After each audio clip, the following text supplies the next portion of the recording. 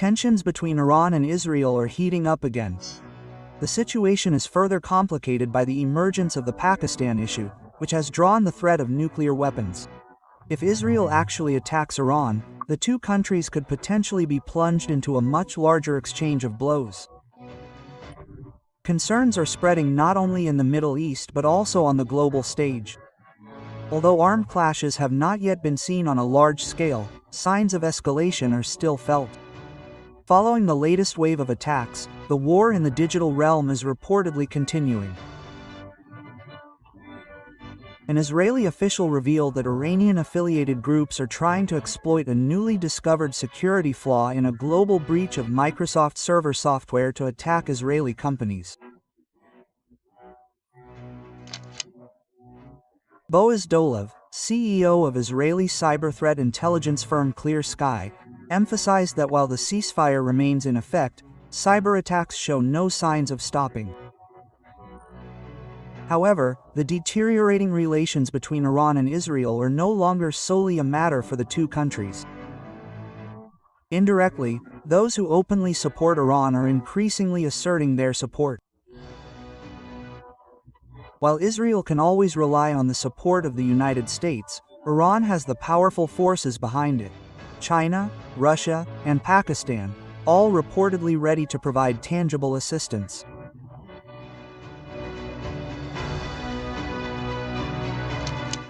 Recent reports have heightened Israel's vigilance. It is reported that Tehran has ordered ballistic missile materials from China, enough to produce hundreds of solid-fuel missiles. The materials are expected to arrive in Iran in the coming months. Demonstrating serious efforts, Tehran is rapidly rebuilding its defense system. This tension is reminiscent of the previous 12-day war that erupted after Israel launched its first airstrike on Iranian nuclear facilities. That attack also targeted key figures in Iran's leadership. Of course, Iran did not remain silent. A strong reaction from its leaders soon followed. A retaliatory strike was launched, followed by a wave of other attacks. Iran accused Israel of war crimes and the deaths of its scientists. Using self-defense as a pretext, Iran feels it has the right to launch an even larger counterattack. Now, with its defense system rebuilt and aid from its allies continuing to flow, a major question arises. Is Iran truly prepared for a possible new clash with Israel?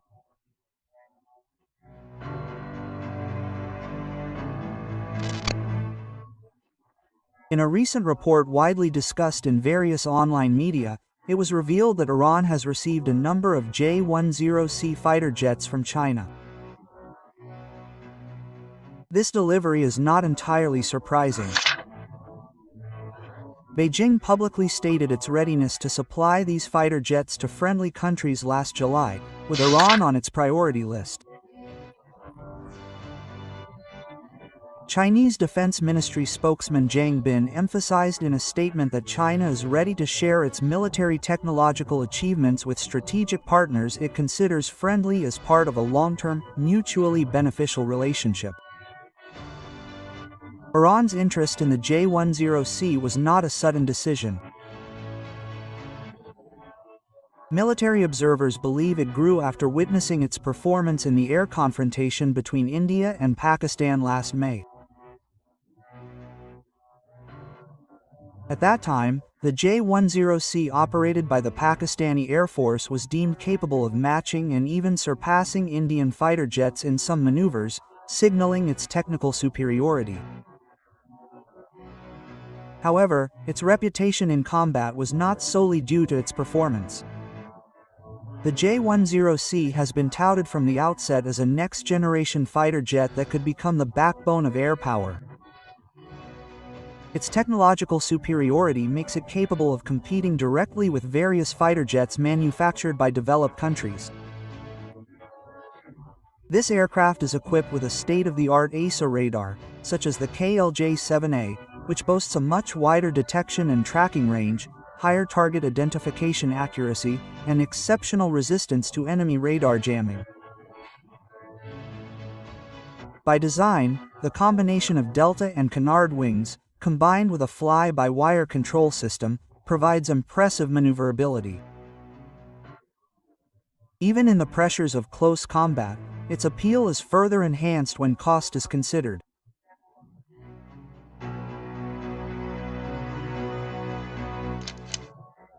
The J-10C offers competitive operational effectiveness, enabling its user nations to operate advanced fighter fleets without excessive budget drains. Designed to be versatile, it can carry a variety of bombs and missiles and has a maximum speed of around 2,300 km per hour. This is fast enough to pursue or evade opponents with high precision. However, Beijing's support for Tehran does not stop in the skies. China has also reportedly delivered large quantities of ballistic missile material, including enough ammonium perchlorate to produce up to 800 solid fuel missiles. According to intelligence reports, the agreement for this material delivery was actually reached several months ago, likely before US President Donald Trump announced in March his intention to hold nuclear negotiations with Iran's supreme leader, Ayatollah Ali Khamenei. This procurement was carried out by the Iranian company Pizgaman Tejarat Ravanovo, which ordered directly from Hong Kong-based Lion Commodities Holdings Ltd. Some of the ammonium perchlorate is expected to be channeled to pro-Iranian proxy groups, including the Houthi rebels in Yemen, who have consistently attacked Israel with ballistic missiles for years. However, the largest portion of this material will remain in Iran. Tehran is currently accelerating the restoration of its missile production facilities, which were destroyed last October by an Israeli retaliatory strike. The attack itself was a response to Iran's second direct attack approximately 6 months after a series of missile and drone attacks that rocked the region. Now, with production lines almost restored, a steady flow of strategic material supplies, and additional air power from the J-Semblu fleet, Iran appears to be positioning itself for the worst-case scenario. Support from China not only strengthens Iran's air combat capabilities but also strengthens Tehran's confidence that it can survive and even fight back if another conflict with Israel does break out.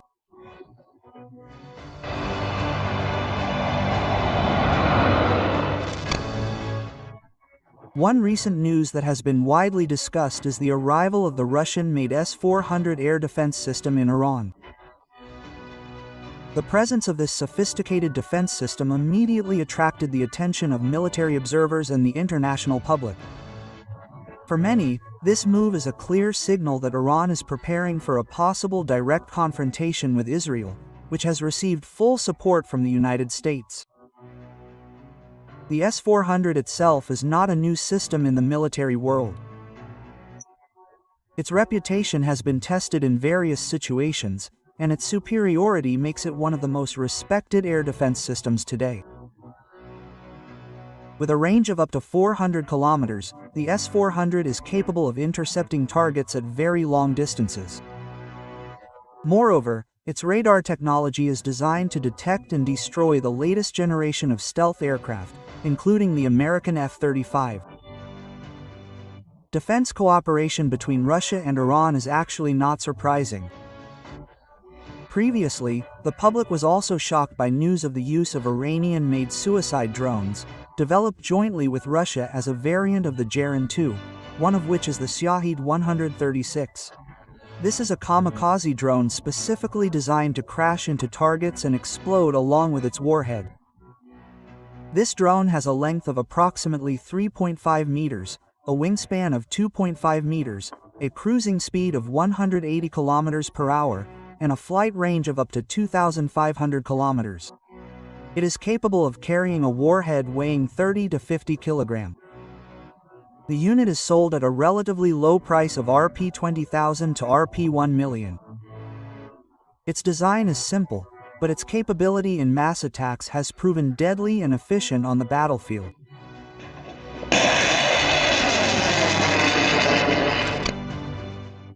Iran's nuclear enrichment facilities, which were previously targeted by Israeli and U.S. attacks, are expected to survive despite being damaged. Analysts estimate that Iran's nuclear program will only experience a temporary delay before returning to normal. After the ceasefire came into effect, the nuclear issue has again received attention. It has even been pushed to be brought back to the international negotiating table. Iranian Foreign Minister Abbas Araghchi, in his official statement, emphasized that Iran is always ready and will remain ready in the future to hold talks on the nuclear program. However, he emphasized that the main condition for continuing negotiations is a complete cessation of all armed escalation. Araghchi also added that, based on his country's laws, Iran will respond to requests for cooperation regarding its nuclear program on a case-by-case basis, fully guided by its national interests. He said every inspection must take into account Iran's security and the safety of the inspectors, especially following the previous attacks by the United States and Israel. The massive airstrikes by American bombers that destroyed weapons and uranium enrichment facilities were clearly a heavy blow to Iran. However, this has seen their efforts to rebuild their military strength, particularly in the nuclear field, intensify. Despite being hit by the Israeli attack, Iran now appears to be restructuring its defense strategy and accelerating its preparations to face all eventualities, including the potential for further attacks.